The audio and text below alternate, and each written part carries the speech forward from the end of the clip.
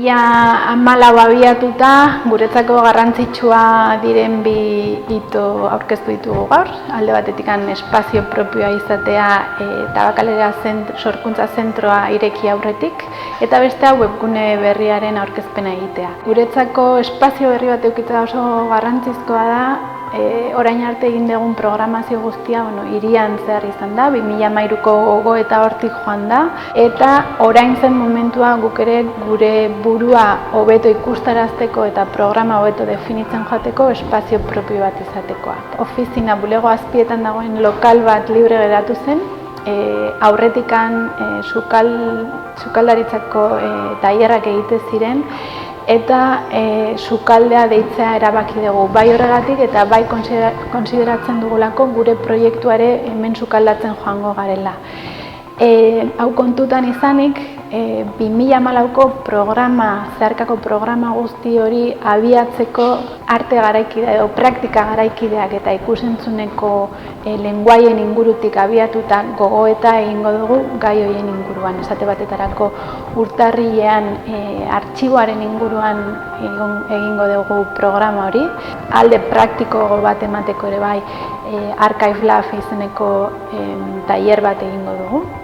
Eta proiektzio batzuk egingo ditugu arratsaldez. Guzti hau gure webgunean egongo da, ordutegiak eta egunak zehazki ikusteko. Eta formato desberdinak frogatuz, hilabetero gai baten inguruan horrelako presentazioak edo programak jorratuko ditugu. Horretaz gain, ikusentzuneko dagokienez, zirkuito izeneko saio batzuk hasiko ditugu Antzoki Zaharrean, hilabeteroko azkeneko asteartean, bestela distribuziorik ez duten filmeak sartzeko helburua dauka zirkuito honek. Eta bestalde, Iriki Labsekin lehengo urtean hasi genituen lerroak jorratzen jarraituko dugu.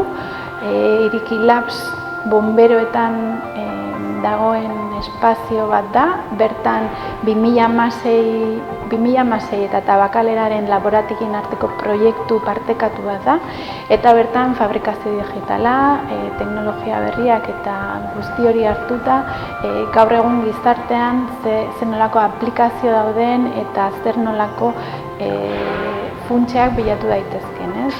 Bertan ekipamendua daukagu, impresora 3D, fresadora, eta horrekin pixkat komunitate, fabrikazio digitalaren komunitate esparru horri ere bai bultzakada bat emanez eta hiritarrari hurbildu nahian. Iriki Labsen lantalde batzuk jarriko ditugu abian, eta esan bezala, astean bi aldiz, bi arratsaldez irekiko dugu espazioa, komunitate desberdinek ere hor proiektuak jorratu ahal izateko.